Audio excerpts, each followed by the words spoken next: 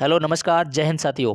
जिनका अभी paper DRDO का होने वाला है तो उनके लिए ये सीरीज़ बहुत ही इंपॉर्टेंट साबित होने वाली है। तो एग्ज़ाम हॉल की दृष्टि से तो चलिए सीधा स्टार्ट करते हैं। प्रश्न नंबर फर्स्ट है आपका।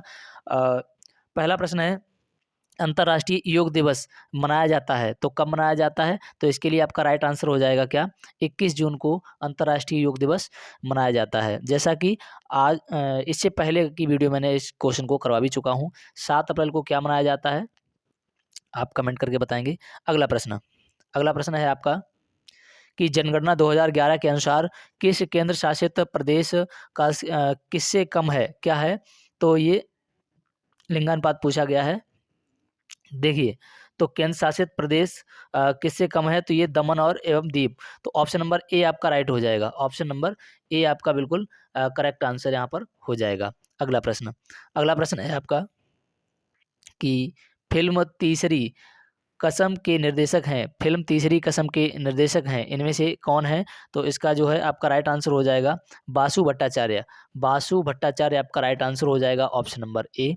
अगला प्रश्न अगला प्रश्न है कि मैनेची शिमुन किस देश का समाचार पत्र है? तो इसके लिए आपका राइट आंसर हो जाएगा ऑप्शन नंबर सी, यानी ये जापान का समाचार पत्र है। जापान का ये समाचार पत्र है। थोड़ा ये रिवीजन क्लास है, थोड़ी फास्ट हो सकती है तो माइंड न कीजिए, क्योंकि कम समय में अधिक से अधिक प्रश्न करवाने का थोड़ा टारगेट है, इसलिए।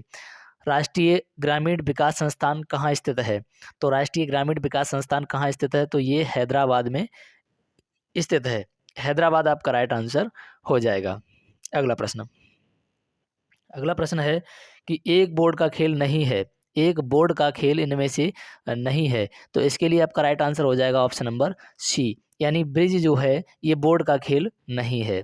बाकी ये देखिए, सांप सीढ़ी, शतरंज और चेकर्स, ये सभी बोर्ड के खेल हैं, ये बोर्ड पर खेले जाते हैं।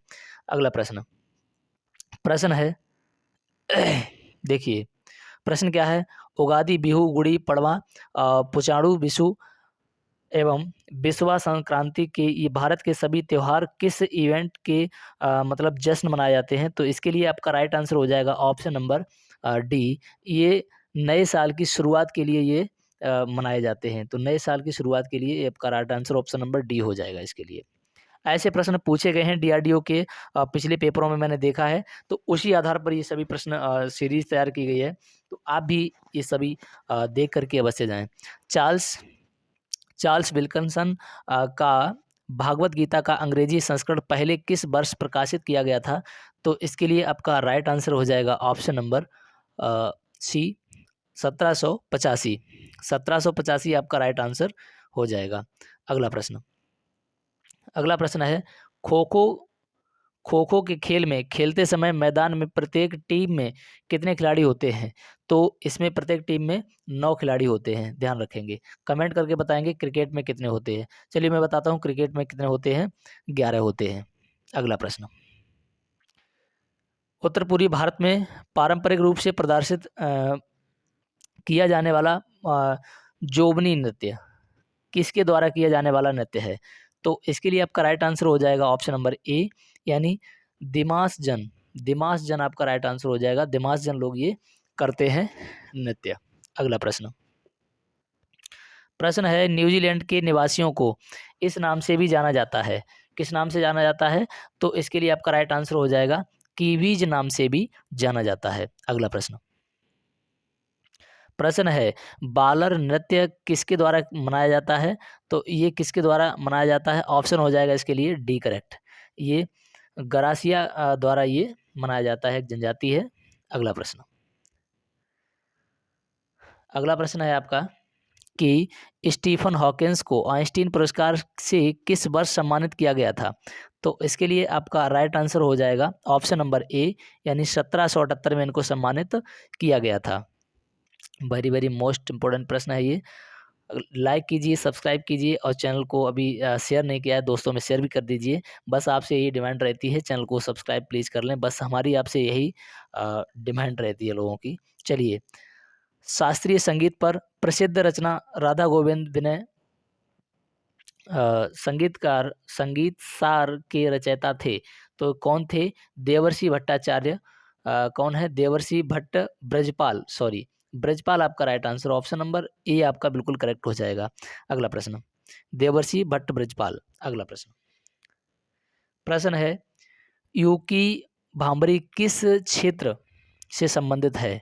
किस क्षेत्र से संबंधित है? तो ये टेनिस से संबंधित है, आपका बिल्कुल करेक्ट आंसर और डी हो जाएगा।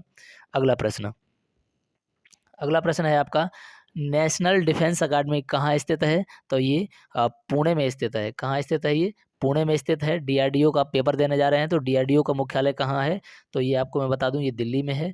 और चलिए आगे, अगला प्रश्न है आपका, किस विदेशी यात्री ने पान और नारियल के बारे में विस्तार से बताया? तो समझिए, यहाँ पर इब्न बतूता आपने बहुत सुना होगा, इब्न बतूता। तो यहाँ पर ये इब्न बत्ता लिखा हुआ है, आप इसको इब्न बतूता सेट कर लेंगे, थोड़ी प्रिंटिंग एरर है, तो इब्न बतूता आपका राइट आंसर हो जाएगा। अगला प्रश्न, हार्नबिल त्योहार कहाँ मनाया जाता है? वेरी वेरी इंपॉर्टेंट प्रश्न है, स्टार लगा लीजिए, कई बार पूछा जा चुका है। ये नागालैंड का त्योहार है, नागालैंड में हार्नबिल मनाया जाता है। तो नाग कहाँ रहते हैं? बिल में, ध्यान रखेंगे। तो नागालैंड, यहाँ से नाग मिल रहा है, यहाँ से बिल मिल रहा है, तो ध्यान रखेंगे। अगला प्रश्न, प्रश्न है आपका, यूनेस्को की अमूर्त सांस्कृतिक विरासत की सूची में कौन सा मेला सूचीबद्ध होना है? तो देखिए, जगन्नाथ यात्रा, रथ मेला, या गंगा सागर मेला, या पुष्कर मेला, या कुंभ मेला।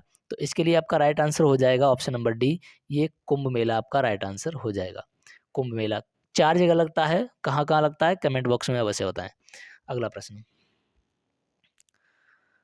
नेपाल की मुद्रा क्या है? नेपाल की मुद्रा क्या है? तो ये रुपया है, अपना पड़ोसी देश है प्यारा सा, और इसकी बहुत पड़ोसी देश हैं उनकी, रुपया है, मलेशिया वगैरह इनकी रुपया है मुद्रा। तो चलिए अगला प्रश्न है, नेपाल की राजधानी क्या है? काठमांडू। अगला प्रश्न, दक्षिण गंगोत्री भारत वैज्ञानिकों द्वारा स्थापित एक रिसर्च बेस स्टेशन है, ये कहाँ स्थित है? तो ये स्टेशन कहाँ स्थित है? ऑप्शन हो जाएगा इसका C correct, Antarctica. Option number C, Antarctica. अगला प्रश्न, प्रश्न है, ब्रिक्स डेवलपमेंट बैंक को यह नाम दिया गया है, क्या नाम दिया गया है इसके लिए? तो ऑप्शन हो जाएगा इसका C correct, new development bank इसको नाम दिया गया है, न्यू डेवलपमेंट बैंक। अगला प्रश्न है, प्रथम भारतीय संप्रेषण सैटेलाइट एप्पल छोड़ा गया है, तो ये कब छोड़ा गया? तो इसके लिए आपका राइट आंसर हो जाएगा ऑप्शन नंबर सी, यानी 19 जून 1981, 19 जून 1981। अगला प्रश्न, प्रश्न है, फिलोलॉजी के अंतर्गत अध्ययन होता है, किसका अध्ययन होता है? तो ये होता है, भाषा का अध्ययन किया जाता है, फिलोलॉजी के अंतर्गत भाषा का अध्ययन किया जाता है। अगला प्रश्न, भाभा एटॉमिक रिसर्च सेंटर की स्थापना कब हुई? बहुत ही इंपॉर्टेंट प्रश्न है ये। तो इसकी स्थापना हुई थी, ऑप्शन नंबर सी हो जाएगा, 1954 में भाभा रिसर्च सेंटर की स्थापना हुई थी। तो चलिए, अभी तक आप लोगों ने इतनी सी बात नहीं पूरी की है, तो प्लीज़ एक बार चैनल को सब्सक्राइब करके बेल आइकन को प्रेस कर लीजिए, ताकि आने वाली इस डीआरडीओ एग्ज़ाम की सीरीज़ आप तक पहुंचती रहे। चलिए मिलते हैं नेक्स्ट वीडियो में, तब तक के लिए जय हिंद।